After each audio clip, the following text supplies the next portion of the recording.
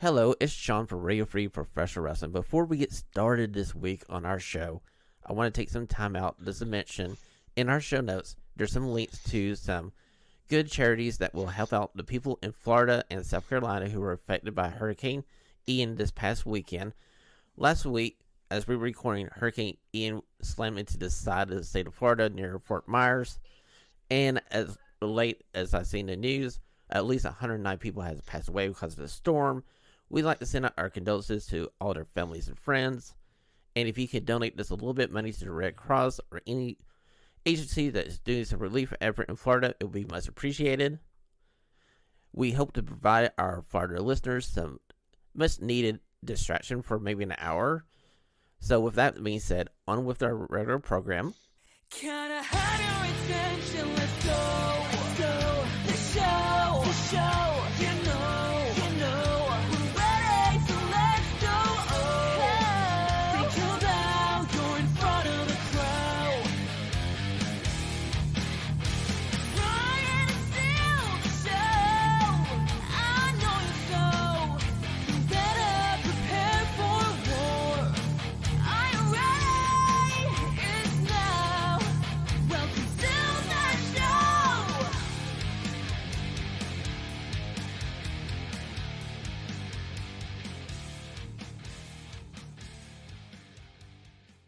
Ladies and gentlemen, welcome to this very special episode of Radio Free Professional Wrestling. It's going to be our preview for Bound for Glory and WWE Extreme Rules. I'm the stunning one, the former Churchill Cup champion, but by the end of this episode, I'm going to be the first ever intern Churchill Cup champion. But I got two special guest hosts with me. First, you know, you love them. Ladies and gentlemen, all the way from Peterborough, England, the defender of the Churchill Cup, the longest reigning Churchill Cup champion ever, David the Smart Mark. And the other co-host from the second city, the defender of Chicago and Julia Hart's heart, Jay from the Windy City. Hello. What an introduction. Yeah. What? No, I think, Jake, what you were looking for was what? An introduction? What an intro? Okay, gentlemen, we're going to go right into our control center with our news of the week. This is your Radio Free Pro Wrestling Control Center. All the wrestling news you need to know. And I'm going to start off with something that I know Jake has brought up on his social media. It's the lackluster AEW ticket sales, as they have lately gone to Washington, D.C. for their third anniversary show, which will be this evening.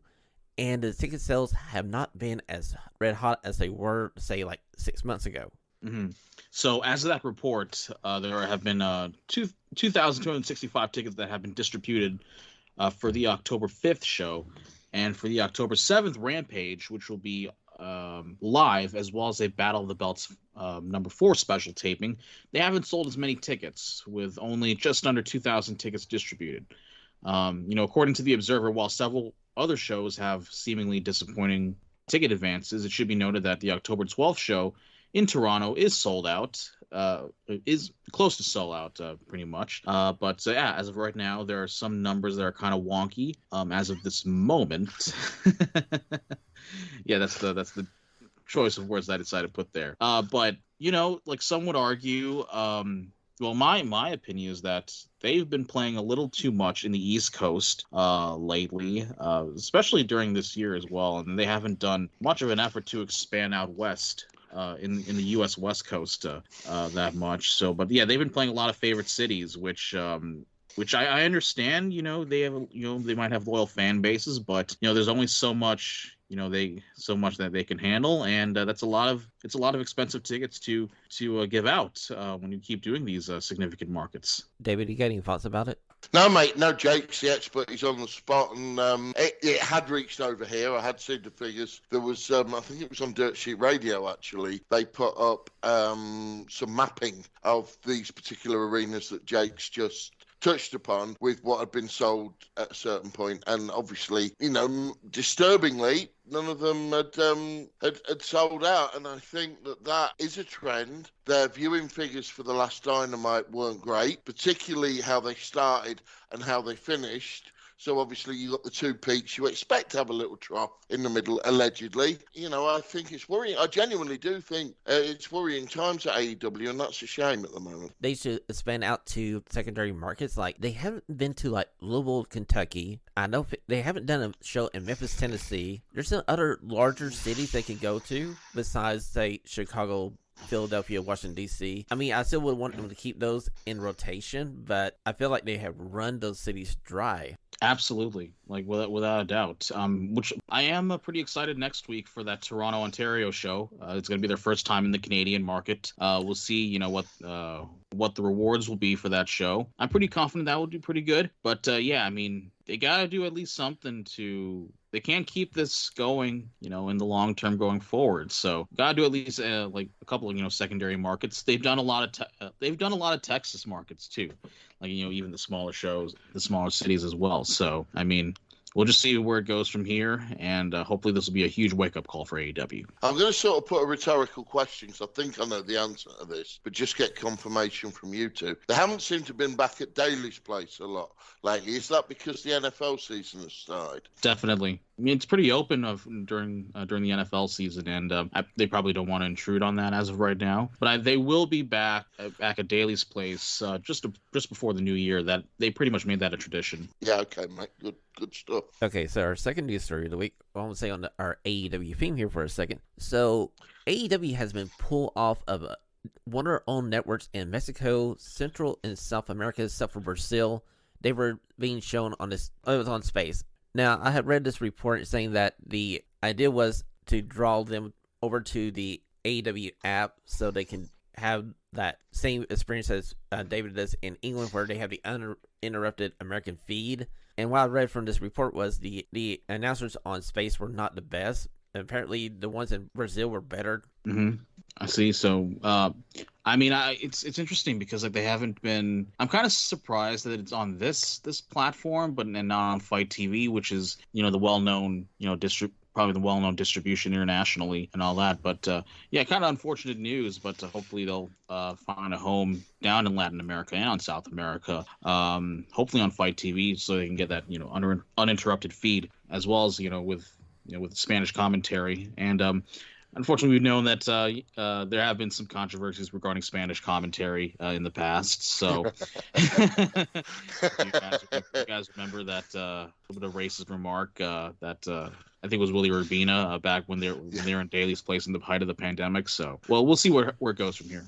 It's interesting because there seems to be no continuity for any of the companies across worldwide. Now, in theory, I can watch AEW in about 6 different languages, should I choose to, with Sure. different commentary teams. I pay for my AEW Plus, which is really nothing a month, and so I can get the live feeds. That's pretty cool. It's not bad.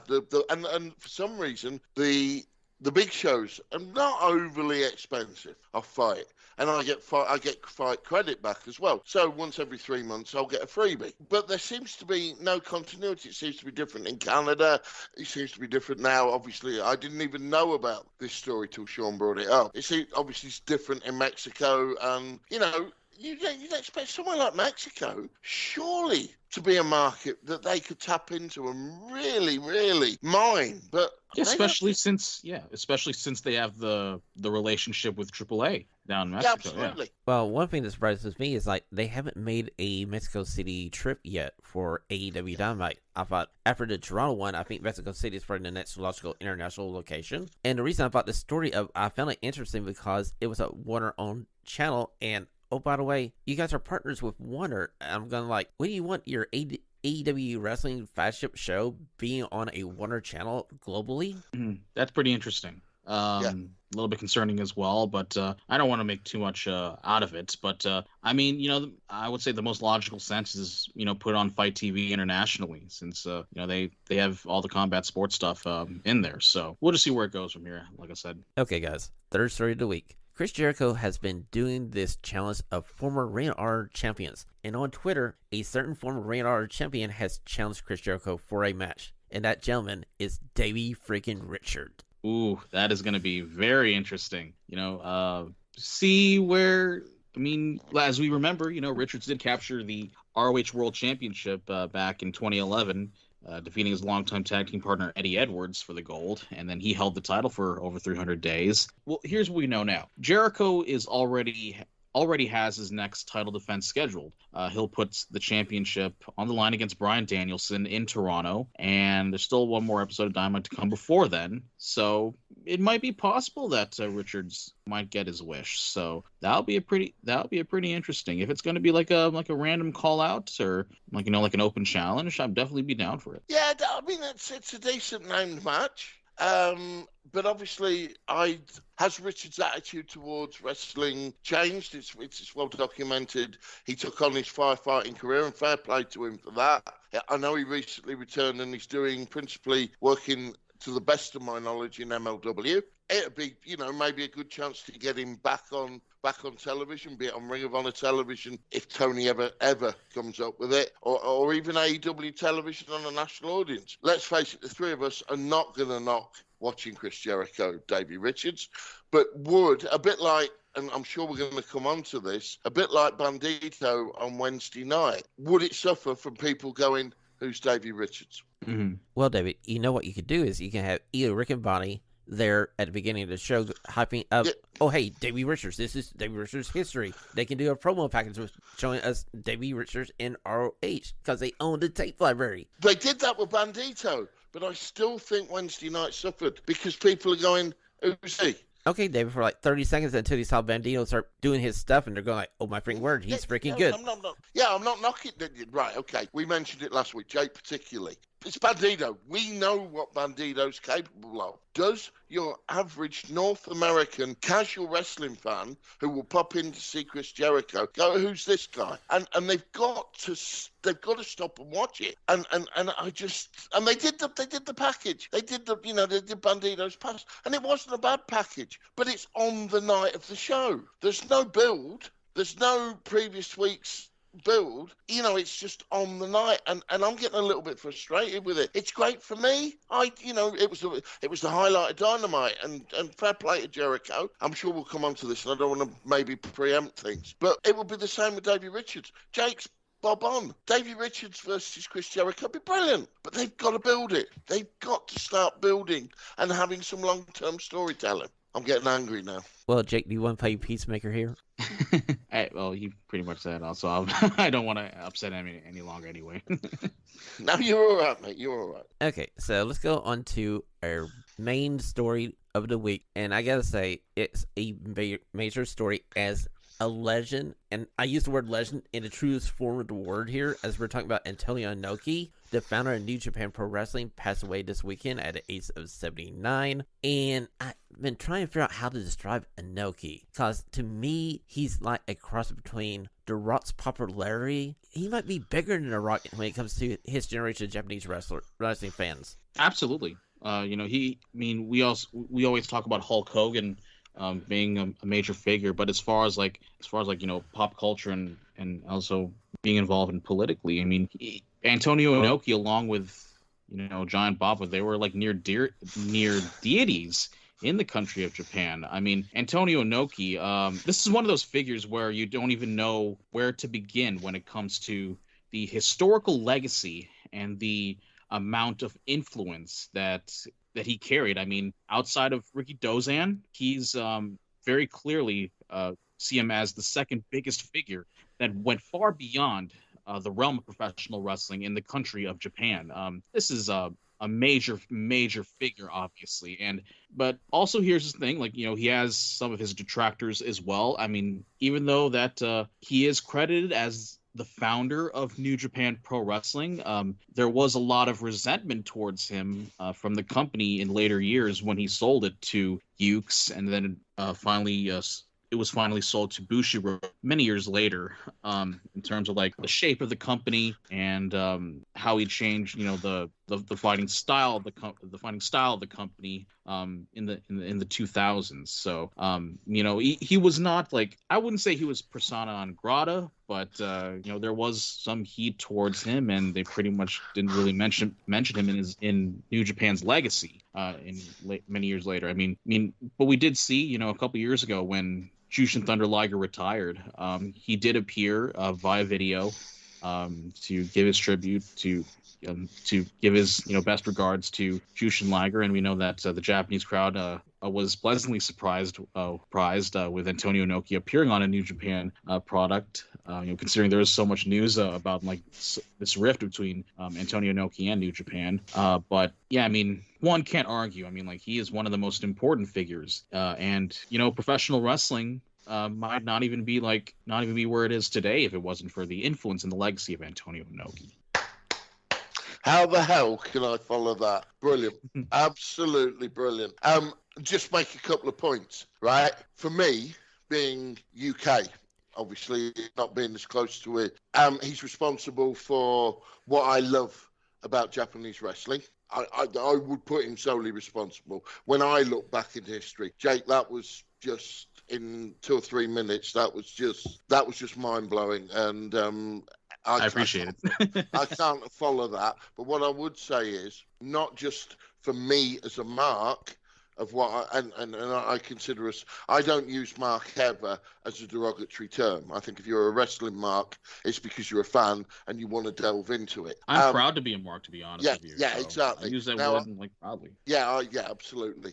Now, he is responsible for what I love about Japanese wrestling, from what I know. He's also, and people forget this, he's in the WWE Hall of Fame. Whether you can argue this, because it is debatable, he held the WWF. I think it might have even been the WWF World Heavyweight Championship for a very short period of time. You look back on the fight, even though it's frigging awful, with Muhammad Ali he brought Japanese wrestling and wrestling to the forefront in one of the earliest wrestler-boxer matches, which, let's face it, you won't get a bigger boxer than Muhammad Ali. And also, whenever I need cheering up, I go on YouTube and I look up Great Antonio versus Antonio Inoki and watch him batter him for real because he got pissed off in the ring by Antonio thinking he couldn't sell for it. He shouldn't have to sell for him. And if you two I'm sure you two have seen it, but if you haven't, ladies and gentlemen, anyone who hasn't seen it, go watch it. Just put in Antonio Inoki in YouTube. It will come up as one of the first 2 or 3 videos, and it always cheers me up. The guy was a legend. You're right, Jake. He should be up there with Hogan. He should be up there with all those greats that you mentioned, and it is a sad day. Him being lost is a sad day for professional wrestling. Okay, so one other note about Inoki and New Japan Pro Wrestling. I read this morning through our friends at Post Wrestling that New Japan Pro Wrestling was about to announce that they were going to make Antonio Inoki like honorary chairman for Live, and they actually got reached to him September the 1st, and they agreed, both sides did, and they were going to announce it at their October Power Struggle card. And unfortunately, Inoki passed away. We like to pass along our sincere condolences to the Inoki family. There's no words I can say that will wrap around what he means to professional wrestling. He's a multiple-time Hall of Famer. I mean, not only was he in the WWE Hall of Fame for the class of 2010, he was part of the inaugural class in '96 for the Wrestling Observer Hall of Fame, as well as the Professional Wrestling Hall of Fame and Museum in Waterloo, Texas. And kind of like a minute point as well, part of the WCW Hall of Fame back in 1995. So he's a multiple Hall of Famer. You can argue and some of those are legit as well. So you can't have everything, can you? Can't have everything. So it's pretty hilarious. I mean, but here's an interesting point, though. I mean, Terry Funk is he was Antonio Inoki. He was one of 6 men to get all those Hall of Fames. And Terry Funk is the only one left living to get all those Hall of Fames currently, which is kind of like a insane fact that I just learned today.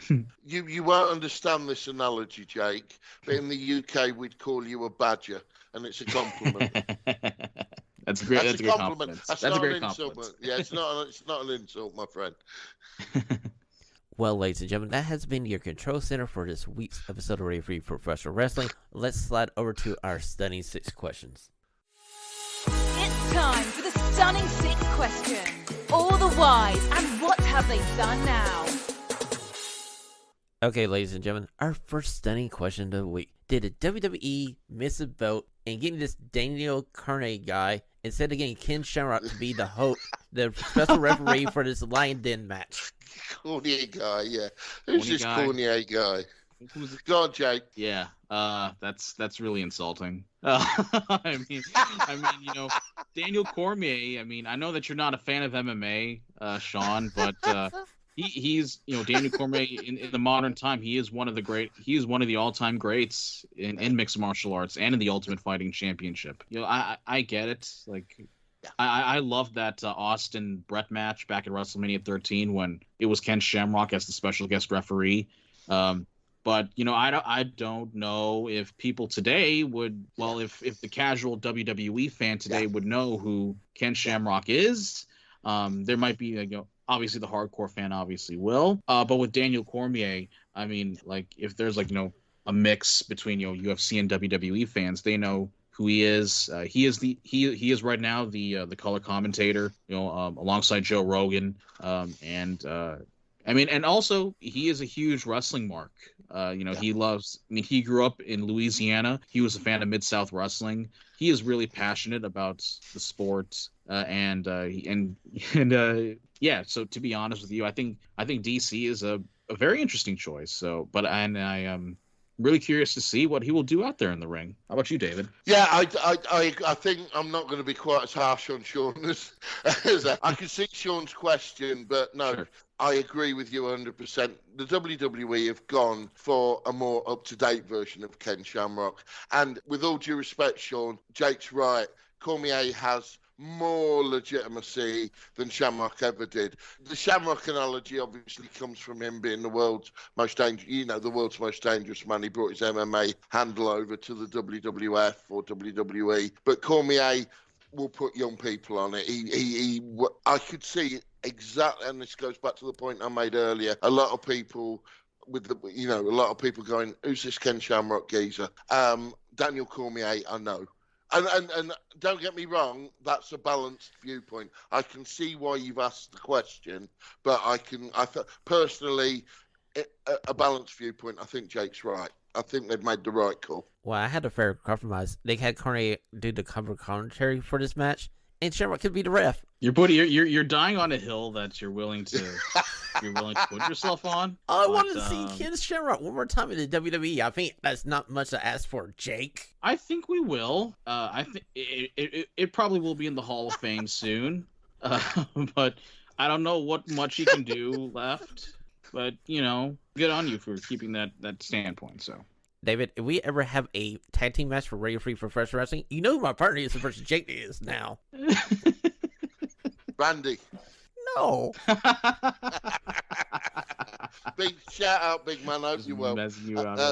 Okay, standing question number 2. Which brand would you prefer to have Charlotte Flair re-debut on when she gets back into wrestling? That's an interesting question. Why don't you start out, David? I always keep a hog person. I'm Dynamite. Well, David, that might be a little interesting if a certain person isn't on Dynamite, say, by the time she gets there. I don't know what you mean. I don't know what you mean. But no, that's a 100% straight answer. You asked me, which brand do I want to see Charlotte on? And I want to see her on Dynamite. Yeah, I mean, there's a lot of good matches she can have on Dynamite if she was in AEW. Allow me to rephrase this question on the fly here. Which WWE brand would you like to see her on? Raw. Okay. I that's pretty good right there, Sean, just making it up on the fly. I understand what you guys are saying. We don't know what her contract status is in the WWE. Hopefully we'll find that out very soon. But if you're going to ask me, I would personally just switch her up and freshen her up on Raw. To be honest with you, because she has there are a ton of good opponents, fresh opponents for Charlotte on the Raw roster. I mean, obviously they can go back to that program with Becky Lynch whenever she does come back, but having people like Asuka, Candice LeRae, even Dakota Kai. I mean, that would be pretty interesting matchup to see for Charlotte and Io Sky as well. So I mean, it would probably freshen Charlotte up if she does come back, in my opinion. Boys, I'm going to put a point across, right? The WWE have played in the past on, women's equality and all this. What about giving them their own show? keeping Raw and SmackDown, and just having the ladies division as a show to themselves. Would that be too much? Maybe cut Raw back an hour, cut SmackDown back an hour, get rid of NXT, and have a ladies division. Well, that would be pretty interesting. I mean, it's kind of the same with what New Japan is doing. They're keeping both companies separate. As New Japan has the best men's wrestlers. Stardom has the best women's wrestlers in Japan. I wouldn't be too opposed with that idea. I don't know if Paul Levesque will actually do it, but that would be a pretty interesting.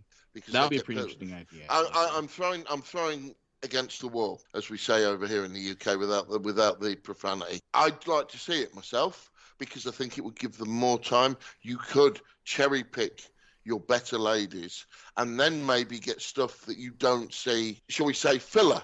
Because, one of the reasons that sometimes we sit here and criticise some of the ladies wrestling that we've seen is because it's been put in as filler. They've been given about 8 minutes and they've gone so quickly they've panicked and it's not been good. Give them a 20-minute match and say, right, this is your chance to shine. Give them someone who can lead, someone who can book the match, someone who can give them a decent storyline to work with. Because I know that Sean is probably going to bring something up very soon about ladies wrestling, and this is why I put the point in, because I think it's prevalent. I think that maybe they're just being sawn off a little bit in an effort to be politically correct, and we've got to get the ladies in the show. We've got 2 ladies world champions, we've got tag team champions, we've got to get them all in, we've got to fit them all in, and they're actually being a little bit underslung because they don't get maybe necessarily the one-on-one that they deserve. Right. Sometimes it can be rushed too, so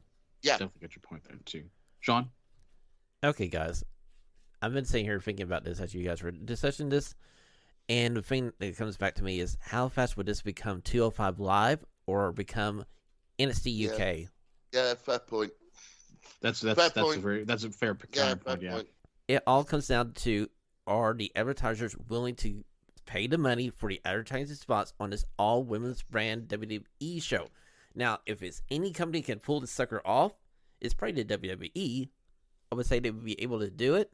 It would be interesting to see them try it, but there's always this saying, like, if it's not broke, don't fix it. And the WWE seems really to not embrace change, and if they do change, it's very slowly. Yeah, fair point, mate. I can't argue with that. The only thing I'd proffer up to that is then maybe make NXT an hour and then put a women's show of an hour in after it, before it, after it, however you want it, however you see it. But I'll shut up now because you were right, Sean. Sure. I mean, they have a lot of talented women. I mean, at least they don't have Marina Shafir in their system anymore. So I'm sure we're coming on to that again. Not in this lifetime. You don't know me. Well, standing question number 3, and I hate to say this because I really try to be the most optimistic person here on Ready for Professional Wrestling most of the time, but this past week on AEW Dynamite, we had the worst segment in AEW history, I do believe. It's almost up there with that exploding barbed wire match they had. As we had Saraya come down, we're thinking that she's going to address the issues of her health and stuff and her future in AEW. Yeah. And she kind of did it. She said, like, I am kind of damaged, but I'm not broken. Then she calls out the baby faces of the women's division at AEW. And they come down, and it becomes the most WWE segment I have ever seen on AEW TV. The difference with the exploding barbed wire match is that at least those involved were actually talented.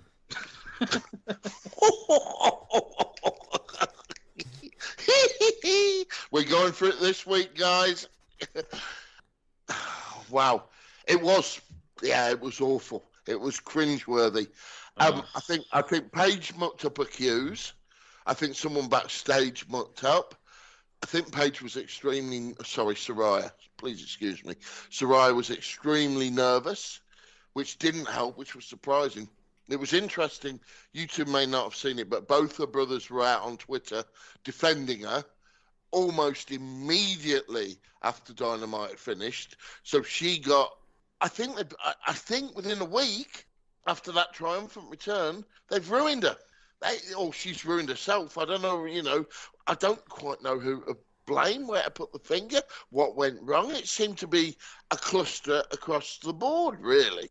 Yeah, it was a cluster muck across the board. I mean, I don't know like where to put on that. I mean, the only saving grace was pretty much like Britt when Britt Baker Yeah. came out and had that Yeah. that gray line is referring to her neck. I mean, I was listening to John Pollock and Wei Ting from Post Wrestling, and they brought up some very interesting points here.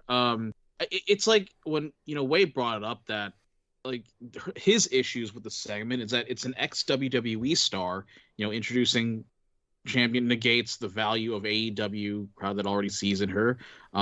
So it kind of communicates that Tony isn't a star, but I am. So it's really weird to see that. And also, Saraya's first move in AEW is like it's like in a WWE style general manager role, kind of like the authority figure. And then she announces that, oh, let's make a lumberjack match. Aside from nothing to do with existing criticisms, no better way to make a roster more generic than like a mindless good / bad division. I get that it's what she's most well known in for WWE, but the quote revolution gives the impression that AEW's women's division was in was already bad, kind of like Divas era bad, and an exaggeration when all the audience wants is better airtime, better storytelling for the women's division. And the division needs a spotlight, not a revolution. And this is like I mean, Saraya was like Stephanie McMahon several years back when announcing like, oh, the women's revolution, quote unquote, in WWE. It was almost the exact same thing here. And the way, and also her commentary in the lumberjack match didn't make it any better. too much to fit in like in a small term here on the podcast. But yeah, it's really confusing, and we didn't get much answer regarding like Saraya's status as a full-time wrestler, which is the point that we wanted. Now, you just said, young Jake, that they didn't get much of the spotlight thrown on them, that there wasn't any long-term storytelling, that there wasn't any long-term build. Where have we heard that before in the last half hour? You're bang on. And this is what AEW doesn't do. And it's so frustrating. It's just like, you had this brilliant pop last week. Great surprise. And they've blown it already in a week. And I'm so disappointed. That's right. She had a great reaction when she came out at Arthur Ashe Stadium. And over like a week, it was all ruined. They've ruined it. Sean, I don't know what you think, but I mean, I tuned out by the end of the segment, and you're absolutely bang on. If it isn't the worst, it's up there. Okay, so I'm like the biggest Saraya fan. I mean, I just instantly was drawn to her when she was in NXT as Paige, and when she got to the main roster and she was great, yeah. Yeah, I was like, I'm all there for it. Felt awful for her getting injury and her having to retire so young. And I was like one of those people last week at AEW. I'm like, I was ready to carry her out from the ring on my shoulders. And I get to see this promo from her this past week. I'm going, Saraya, you're in the other company. This company was the Revolution. This is our response to that other company. You don't have to be the Revolution in this one. Great point. That's a great point. But that's my main issue is that her status says, as a full-time wrestler. I mean, Dave Meltzer reported last week that she's not cleared yet, and then Saraya put out a lashing to like, oh, don't listen to the dirt sheet. Don't listen to the dirt sheet folks. We'll talk. I'll talk next week. And there was nothing. So just awful. Just to put that point across too. I'll just make one quick point, and then obviously I'll let Sean move on. You have to bear in mind as well, right? We always make the historical analogy about wrestlers coming from travellers and gypsies and fairground folk. Yeah. The Knight family are the perfect British example of that. WAW, which is which is Ricky Knight Senior's company in Norwich, does well over here in the UK. Quite simply because of Ricky Knight. What you saw in that documentary obviously was a little, and the Rock's film was a little bit Hollywood up, but there's an element, a lot of truth in it as well. And having met Paige when she was a very, very young girl, as in teenager, just starting her way out in the ring, she's a lovely, lovely kid. The family are really friendly, considering their background. They're absolutely normal. They'd speak, and it's such a shame. And I was so disappointed at that, because she's better than that. And let's hope that it gets recovered later on tonight.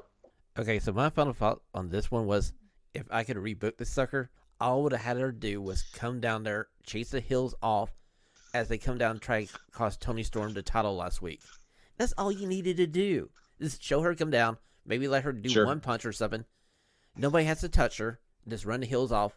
Hey, you know what? You bought yourself a narrow week, and maybe eventually we can figure out what we're going to do with her down the road. And you preserve all that love let her punch and support. somebody.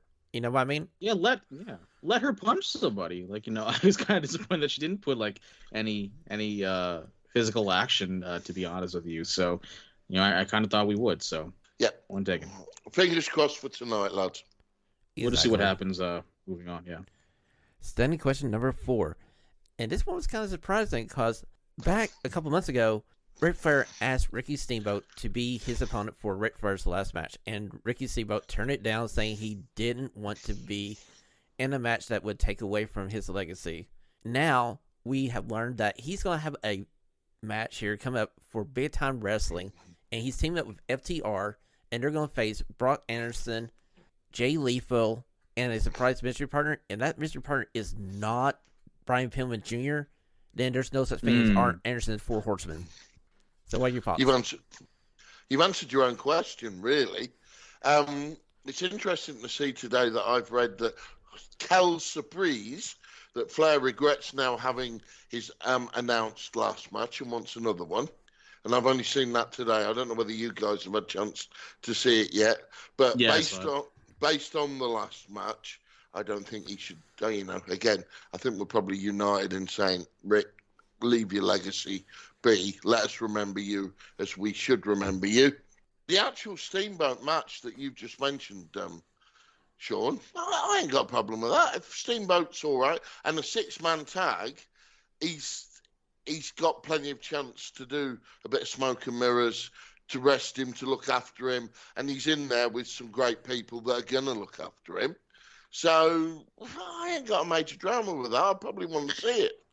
He doesn't have to take a lot of bumps, so that's probably a good thing too. So, yeah, me too. I'm like thinking FTR is the perfect team to put him with. They can tag in and out with him. All he needs to do is just a couple of chops and a couple of arm drags, and you're going to send everybody home happy. Yeah, but the question, I'll put my state in there. We heard a couple weeks ago that, it's been, a little bit of a week that, Flair regretted promoting it as his last match. But, again, that would be disrespectful to the people that attended his last match. But you can say the same thing about the people that attended his first retirement match back at WrestleMania 24. So take that as you would. Flair still has the bug for wrestling. I don't know. But I am still excited to see Ricky coming back to the ring. I mean, it's been a while. I mean, I think his last match was back in 2010 in the Indies, but obviously his last televised match was against Jericho in back in Backlash in 2009, which is pretty badass in itself. So we'll just see what he looks like, 12 years on. Okay, gentlemen, standing question number 5 for the week. Mickie James is on this tour in Impact Wrestling where if she loses a match, she ends her career. And coming up this weekend for Bound for Glory, she's facing off against Mia Yim. My question to you, gentlemen, is Mia Yim the person to end Mickie James' career? I don't think so. I don't like that idea, to be honest with you, but I wish I could have seen like maybe a more significant person to do that with. But I don't know if Mia Yim's the type of the person to do that. But this is my opinion. Well, the only person that should do that in current form, if they could persuade her to do it, for me, is Gail Kim. That's David, that's a good choice. David, I agree That with would you. be me. I'd watch that. I'd pay to watch that if it's me. Out of respect for Mickey James and Gail Kim. Gail Kim and Mickey James, that would be the perfect program to do that. Sean? Yeah, exactly. If you're going to go down that road, that would be one match I would see that happening. The only other person on Impact's roster I think is up to that level is Deonna Purrazzo. We have another Deonna Purrazzo match, and she could be the one that retires Mickey James. You can argue Chelsea Green too, probably. She has a ton of heat on her too. But yeah, I mean, it'll be pretty interesting what Mickey James will continue to do after this. Okay, gentlemen, sixth and final study question this week, and it's actually from David. David reached out to me this morning and said, "Have you noticed the Twitter feud between Andrade and Sammy Guevara?" So, Ooh. David, whose side are you on? Yeah, you start off here, David. Oh, right. Yeah, fair point. As I put me all in. I found it hugely entertaining.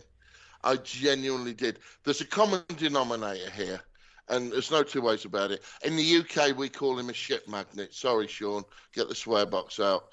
We call him a shit magnet, in which that he just draws trouble towards him, and that's Sammy Guevara. All right, Andrade, since he's been in AEW, he's been underused. You could argue we could go. That's another story, but he's not been involved in controversy, which for AEW is a minor miracle.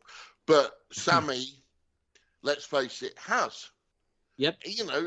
So there's a common denominator here, really, for me. I'm not on any side. I found it hugely entertaining. But Jake said it last week on the show. Someone needs to pick up a phone and sort his bloody roster out because it's embarrassing. For me, it's funny and fine. And we think what's going on behind the screen. And to be fair, the heroes of the week with this Twitter feud, whatever you want, have been MJF and Ricky Starks. Because some of their tweets involved in it just like a drop down funny. So I'm not on any side, but I think it's made me laugh this week. But two schools of thought. Tony needs to pick his phone up and sort it out. And what the hell is going on? I don't know, man. I mean, like Sammy Guevara, he has become X-Pac turn away heat for me. Look, as much as he is a heel, I just hate him so much. I just want to change the channel. I mean, and it's kind of unfortunate because 2 years ago, Sammy Guevara was on the verge of becoming a well-liked superstar, and he was on the verge of getting there in AEW. And seeing how much of an immature kid he is, he's 30 years old, and he's still acting like he's a juvenile delinquent, especially online. And his stock has dropped since then. He just needs to grow up. I mean, Ethan Page said it best. I mean, he's the human PR nightmare during one of his promos, and he verbally eviscerated him. And I don't think there has ever been a more apt description of him than that. So I don't know. I mean, Tony Khan, really needs to deal with him like fast. Like if he does cross a line and nothing happens, like I don't know what will you do with him. I mean, look, Sammy Guevara, I'm not going to sit here and preach that, he's a good high-flying wrestler when you got Dante Martin, you got Ray Phoenix, you got Jungle Boy, Scorpio Sky, Kip Sabian, Bandito as well. I mean, he does a cool flip every once in a while, but I just genuinely don't understand why AEW has kept him around. He causes issues backstage, has seeing what he did, what he called Eddie Kingston, and you see the issues there that came up. Has some of the worst feuds on TV. Can't even cut a promo to save his life. He's just a PR nightmare all throughout. I mean, he's just a whiny little bitch as far as I'm concerned. You go, Jake. You go on, son. Give it to him. Okay, I like that. okay, gentlemen. If I was Tony Khan, I would freaking suspend Sammy Guevara without pay for maybe 30 to 60 days, and I would hire me a freaking PR person that would control all the Twitter of my professional wrestlers, and I would have them sign agreements saying, you can have Twitter as long as you stay in character, and you don't say anything negatory about the company or another wrestler in the company unless it was storyline based. Yeah. Yeah, fair. Context. Yeah, just context. fair. Everything to do with context. Yeah, I mean, basically, Tony Khan is basically going to have to lay in the bed he made already because he's let the prisoners run the asylum for so long now. They have free reign. They don't care to say stuff on Twitter now about each other. And you would never see this in any other professional wrestling company. Yeah, absolutely, mate. I can't disagree with anything that's been said. It's made me laugh this week, I'll be honest. It has made me laugh. But, it's just like, Tony, it comes back to Jake's point last week. Tony needs to get on the phone and he needs to sort his company out. And he needs to stop being mates with them. He needs to stop being buddies with them. And he needs to be professional and run it like a boss. And I mean... Yeah, I understand what you're saying. Look, yeah, I get what you're saying. Like, don't get me wrong. I really appreciate that Tony Khan is supporting his wrestlers.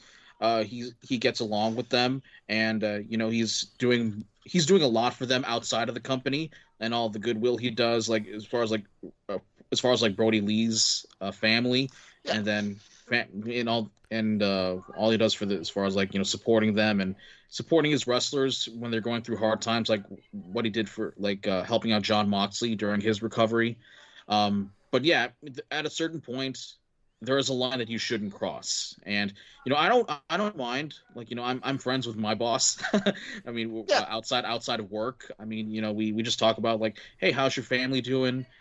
Is everything doing well? I mean, I've my boss, he's one of the best bosses I ever had. So, but yeah, at a certain point, you gotta put the line down. I mean, we didn't see that with Vince McMahon. I mean, he rules with the iron fist, and but not in that way as as a dictator, or as a political dictator. He loves his wrestlers as well, but. Yeah, I mean, we know where the line is drawn. That was Vince McMahon. So, and I really want to see Tony Khan do the same thing. Yeah, agreed. Exactly. I don't think there's a better way to wrap up the 76 question than the way Jake just did. So we're sliding over to our interim Churchill Cup Challenge as we preview Bound for Glory from Impact Wrestling and WWE Extreme Rules. It's time for the Winston Churchill Cup. So, gentlemen, do you have a choice in which card you want to preview first? Let's do Extreme Rules first. It's one I'm most curious about. So, okay, gentlemen, the order of selection is going to go as follows. We're going to have Jake be the first pick since he's the news host of the show. Then we'll have David do the second pick, and I will do the last pick. So, first matchup, we are going to the Extreme Rules SmackDown Women's Championship match. It's Liv Morgan versus Ronda Rousey. Jake, who are you taking, and how do you see this match finishing? ooh, Liv Morgan and Ronda Rousey. It's be very interesting. I think Ronda regains here, to be honest with you. Probably by the armbar. Submission by the armbar. Yeah. Good choice, Jake. How about you, David? Oh, right. Okay, I thought that was Jake's match. So we all put in... We're doing all the matches. We're making picks for each match. Yeah, Ronda wins by submission. Okay, so I'm going to be the one to go different here. I'm picking Liv Morgan to beat Ronda Rousey by pinfall. Okay. Now, Yeah. my heart's a heart saying that I kind of agree with you, gentlemen. I do believe Ronda Rousey might win this title from Liv Morgan. Is Liv Morgan a heel or a face? Do we know by chance? Yeah, I mean, Liv Morgan, the way that they booked their finishes lately, and then the crowd didn't really like serve up well to her. Yeah, I don't know. I really don't know what she is. I mean, Why do you think that is, Jake? yeah. Okay, gentlemen, we're going to the second match. It's the Fight Pit match with MMA superstar Daniel Cormier being the special referee. Let it go, Sean. Let it go. So Matt Riddle versus Seth Rollins. Jake, who are you taking? Oh, I'm gonna say Matt Riddle. Gets his comeuppance on Rollins. And Jake, are you taking it by submission? I believe so. Yeah. Okay, David, how about you? I'm going to presume this is going to be pre-recorded, and then not. That's interesting. Yeah, well, that's the most interesting one. Will it be a cinematic? Too? Yeah, I think it will. I think it will. It might, well, maybe outside the arena they've dug a pit and they're just going to throw Riddle and Cormier in. I'm going to go with Rollins. Okay. I don't know by what. I'm going to go by pinfall after shenanigans. Will it be like? Will this match be like the Boneyard match? Yeah, where he gets buried in a pit, and then Riddle gets buried in a pit. Yeah, I've got vision. No, Jake, seriously, I've got visions of it, mate. I've got visions of it. Matt Hardy will come over from AEW resurrected as, yeah. Okay, so I'm going to take Matt Riddle to win by submission here, and we're going to move on to our next match. It's a strap match. It's Drew McIntyre versus Karrion Kross. Jake, who are you taking? I'm pretty sure it's going to be Drew McIntyre winning this, and strap match. Is this pin or submission? I think, or I wonder if it's going to be like you have to touch all four corners, or it's going to be pin or submission. Surely it's going to be called a four corners match if it's just sure. Okay, so the most common rule of victory is to achieve a pinfall, as it says here in Wikipedia. So, yeah, I don't expect this to be a long match. To be honest with you, I don't know where it's going to go, but I'm probably going to go with Drew for the pinfall victory. Yeah, I'm the same. Drew by pinfall. Okay, I'm going Karrion Kross, and I'm going to go by submission, and he's going to touch all four corners. All four corners. That would be pretty interesting if that does happen. So. I tell you what, the real winner of that match will be Karrion Kross because he gets to touch Scarlett. Yep. Oh gosh. Sorry, Jake. Okay, so our fourth match on this card is the ladder match for the WWE Raw Women's Championship. It's Bianca Belair versus Bayley. Jake, who are you picking? Who's going to climb the ladder and get the title? I don't see Bianca losing it, to be honest with you. I just don't see it. I mean, as great as Bayley is in this heel character, I think this feud is going to continue on. Yeah, I mean, I'm pretty sure they're going to have significant time on this match, but I do see Bianca climbing up the ladder and retrieving the belt at the end of all things. Well, I'm going with Bayley because I can't stand Bianca Belair. She has the worst gimmick in wrestling with that stupid hair. So I've just got the hair is the win. Oh, I hate it. I really, genuinely hate it. Any opponent with any sense would have just tied her to the ropes with it, But anyway, that's wrestling booking. So I'm going Bayley to climb the ladder and get it, and it'll be one I should get the toilet in. Yeah. To be objective here, Bianca, she doesn't have the best promos as of right now. Her voice is kind of weird in itself. Not a fan. Yeah. But anyway, no offense, but go on, Sean. I wonder who you're going with here, Sean.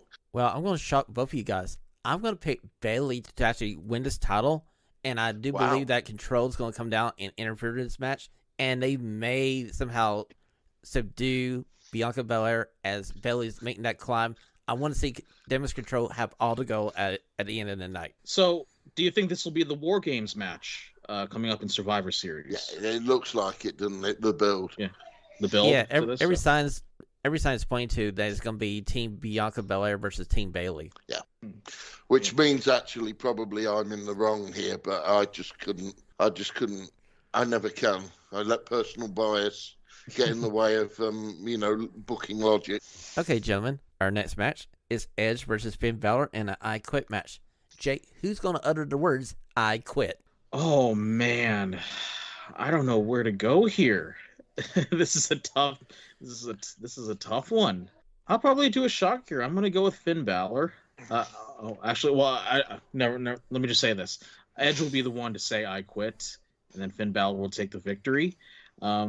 probably just to shake things up here for a little bit. So I actually, I'm going with Finn Balor as well, but I don't think Edge will utter the words "I quit." I think something will happen, like he'll have a big weight put on him, or something will put on him. He'll be knocked out. he'll pass out. Maybe he'll passed out, knocked out, and the referee has to do a referee stoppage. That's what I'm going for. That Edge isn't going to actually utter the words "I quit," but Balor wins. Well, David and Jake, since you are going Balor, I was originally going to pick Finn Balor to be my choice for this match, but I'm going to flip it. I'm going to have Edge carry the day here, and he's going to submit Finn Balor. Well, wait a minute. Does Edge know a submission hold by chance? I'm not sure. It's not a submission match, dude.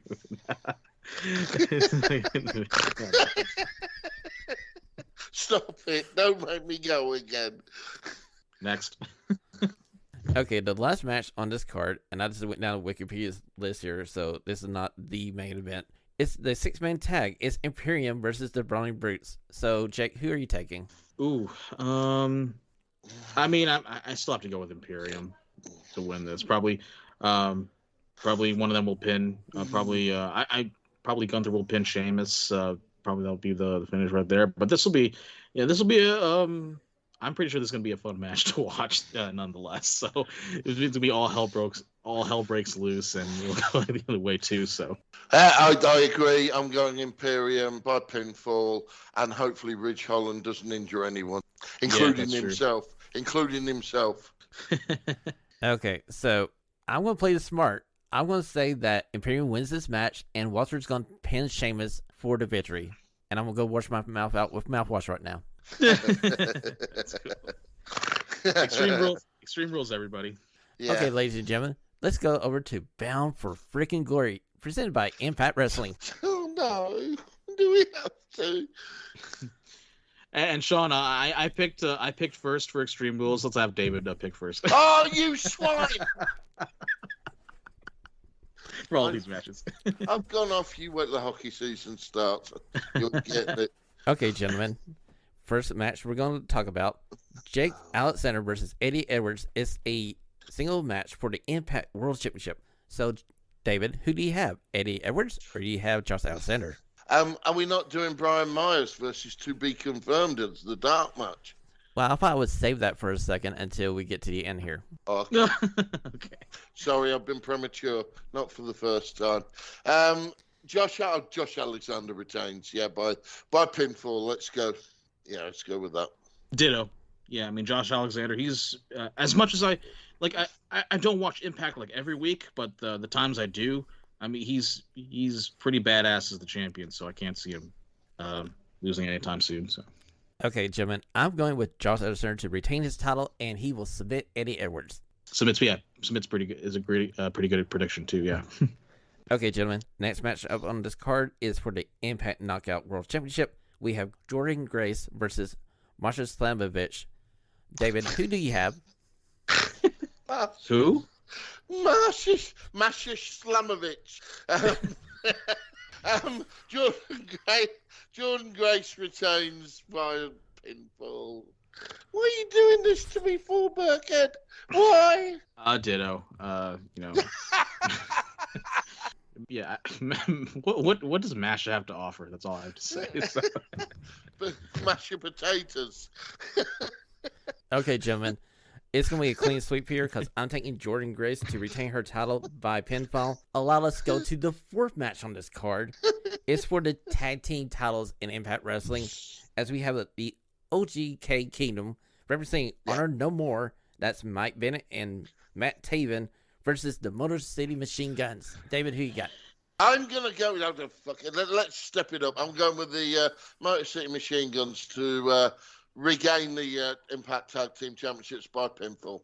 Yep, ditto as well. The machine, because the Machine Guns. I grew up watching them when back when it was TNA, and I still love them to this day. Yeah, so absolutely. And they were tremendous as the tag team champions back then. So I would love to see them have one more run as the tag champions again. So same sentiment there, mate. Okay, so to be different, and this for the fact that I really do like Maria Kanellis Bennett, Yeah. I'm keeping with the champs. I want to roll with the OGK Kingdom Yeah. by pinfall. Fair enough. Can I make an admission, here, guys? Go ahead. I mean, Maria is so talented, and she's my number. Yeah, she's been my crush in wrestling ever since I was a little kid. So, I mean, hey, I have to do it. Hey, I mean, I'm giving you a hard time here again, Sean. So I just want to put that out there. So, Maria's awesome. Ever since I started watching wrestling when I was 7. So, I gotta make that admission, guys. So, Mate, I have to say, shortly after they left the WWE, Sean pointed me out in a documentary of Mike Bennett when he went out on the road and just did really small an indie tour in the roughest of weathers.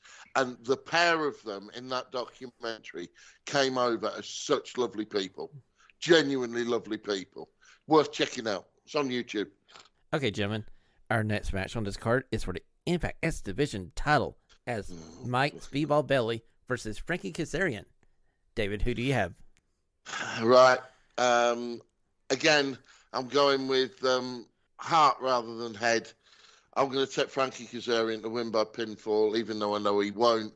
So I cannot stomach Mike Bailey in any way, shape, or form.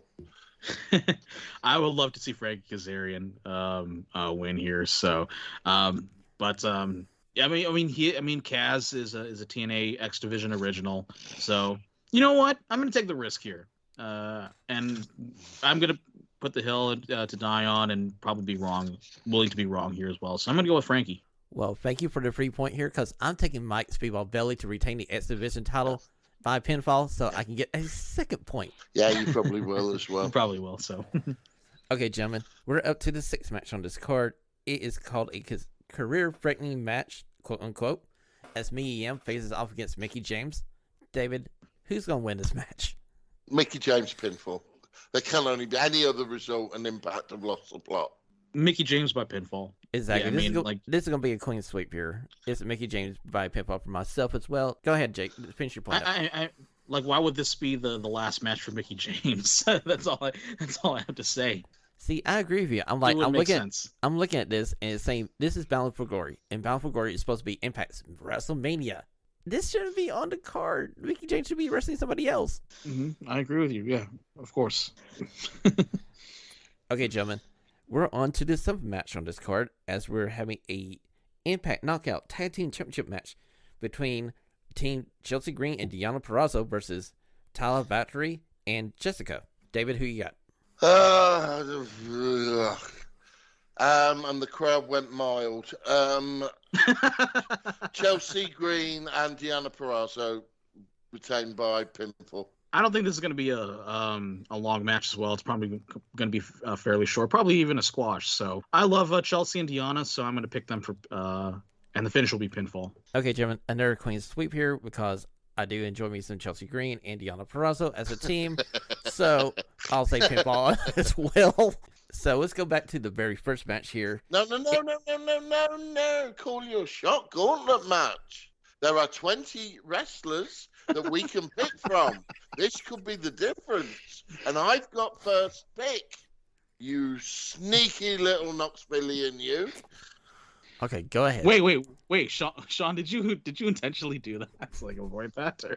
Well, I was going to come back to it, but let's go ahead and pick it now, David. Well, I would like to pick Mr. Fish, because the way it's phrased, the winner receives a trophy and a contract they can invoke any time within a year. So I'm going to pick the unsigned at this point, Mr. Robert Albert Percival Troutbag Fish, to win the 20-man Call Your Shot Gauntlet. So let's mention for people who don't know, the participants involved will be PCO, Rich Swan, Gazelle Shaw, Heath, some guy called Bhupinder Gujjar. I don't even know. Well done, mate. Well done. That's impressive. Bobby Fish, Steve Macklin, Moose, and Sammy Callahan. Sammy Callahan, he sucks so much. But other than that, it's like I agree. I have to go with Bobby Fish. I mean, he's he's the most interesting guy to in the program right now. I think the crowd's behind him. So, and he has a lot of like internet buzz right now. So I can't deny. Can't be like And the Yes, mighty local hero will make his debut as well. that'd be Joe Hendry will make his debut in that match. I'm predicting. Can I get a bonus point for that? Okay, fine, David. You can, okay? So allow me to select my choice for this match. I'm going with Okay. Moose. Ew. Why? I want a point, and I got a feeling that Moose is going to go back to the main event scene and get that title off Johnson Ellis Center somehow, some way. Hey, we're even. Hey, we're even now. I'm willing to lose a point, and you're willing to lose a point. So there you go. Okay, gentlemen, our last match of the evening is for the Impact Digital Media Championship, as Brian Myers is going to face to be determined. David, who you got? I'm going to take Brian Myers by pinfall to retain. The only worry I've got is that that's the match that Joe Hendry makes his debut in, and I really hope it isn't. I hope they let him into the Battle Royal so he can have a strong showing, but it wouldn't at all surprise me that he's in the dark match, because they'll match up a little bit for size. So we'll wait and see, but Brian Myers to retain. So I'm not really familiar with this. Who's the most rumored that will come out of this? That will accept the challenge. Don't know. Genuinely, I'm just making a shot because I know Joe Hendry's due to start in Impact, and Bound for Glory is a great place for him to make his debut. Okay, Jake, since you're the newest one of us on this podcast, I will give you a bit of information here. There has been a little bit of Twitter go back and forth between Brian Myers and Joe Hendry, so it could be a possibility that's the most mentioned person so far. Okay, It could be. Oh yeah, okay. It could be Joe Hendry. Maybe I'll come out of the loop, and I'm gonna go with Brian Myers versus Matt Cardona. And to be honest with you, so that might be an interesting pick there. But I do expect Brian Myers to win, since they both have the history there. So Yeah. well, since nobody's brave enough to pick to be determined, allow me. I'm picking Joe Hendry to debut in this match and win the digital media title from Brian Myers, and that will allow me by pinfall. That will give me 2 points. I tell you what, mate, I'd quite happily lose a point to see that. Okay, ladies and gentlemen, that Me has too. been your Churchill Cup Challenge here on Radio Free Professional Wrestling. Before we go, please go over to Radio Free PW on Twitter. Give us a follow, a like. Jake, where can we find you on Twitter? you can find me on Twitter at Jake Allnar, ALLONAR. You can also follow me on Instagram at JakeAllnar.mp4. And it's one hell of a week. And we've done this for over an hour and 20 minutes. So this might be one of our longest shows yet. So, I'm still I'm still energetic, and it's been a pleasure to talk to to both of you, man. David, where can we find you on Twitter? Big Duds at DBrightly6. Always a pleasure, never a chore. And you can always find me at Ken Shamrock's biggest fan. 1, 2, 3, 4 on Twitter. No, I'm sorry, I'm just kidding. Follow your show's host at RFPW Sean. Let me just say something first. Go ahead. Hopefully, I'm gonna make a goal here. So hopefully, within the next year, that all three of us can do a show in person. So that is my wish list for the next year. Don't sit me next to Burkhead. I'll be in the middle. So. Can I go get Michael Cole's coal mine so I can be inside the coal mine? We love you. We love you, people. Yeah, we do. Well, ladies and gentlemen, and even Jake and David, I wish you a stunning rest of your week. Stay stunning. Brother. This is Sergeant Arms of Christina on behalf of the guys. Thanks for listening to today's show. Please head over to Apple Podcasts and leave a 5-star rating and a review. Until next time, the liberation continues.